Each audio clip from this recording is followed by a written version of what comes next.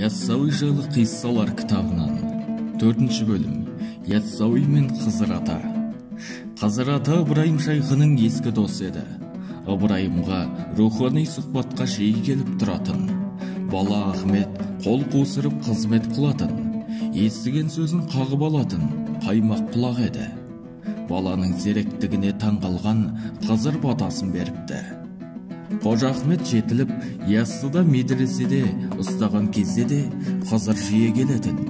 Шәкірттер мәжіліске қатысып, ділдері ашылып, рухани тілеп шығатын.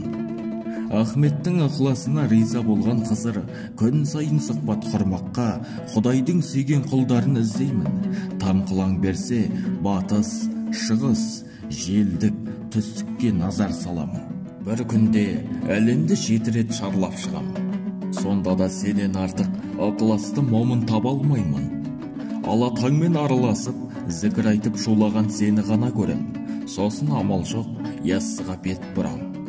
Хақсы-пырасы жайылғанда өзің ғана емес, барлық шәкірттің молынан үлес алып, рухани байып шығады деді. Бірде Хызыр ата Әзірет Сұлтанымен сұхбатқа тағы келді. Ахмет жабырқап отыр екен. Жайдары жүретін досының бұл халі Хызырға қатты батты. Ей Ахмет, көңіл күйің неге жоқ? Құдай саған хал мен мақамның есіктерін ашты. Тылсым әлемнің сырларын теріп, шәкірттеріңе дүрі мен жауһар бердің. Бұлай отыруыңа жол болсын, деді. Ахмет, бізден ақыл сұрап келуші жұрттың қарасы көбейді. Олар көп, біз аз. Мұнша халықты надандық кірінен аршып алу мүмкін емес.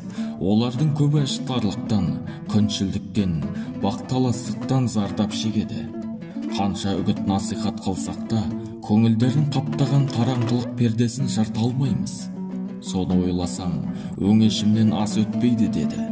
Сол кезде Хызыр ата, кел, мен саған көңілдің кірін алатын ерекше зікір үйретейін. Аллаху, Аллахай деп көмейін қырылдатып, ара зікірін айта бастады. Бейне бір ағаш аралап жатқандай айрықша дыбыс шығарды. Оның үніне бәрі елтіп қалды. Қожа Ахмет пен барлық дәруіш ара зікіріне қосыла кетті. Көңілдегі қайғымың ізім ғайып жоғалды. Бұл ара зікірі аталып, ұрпақтан ұрпаққа жайылған екен деседі.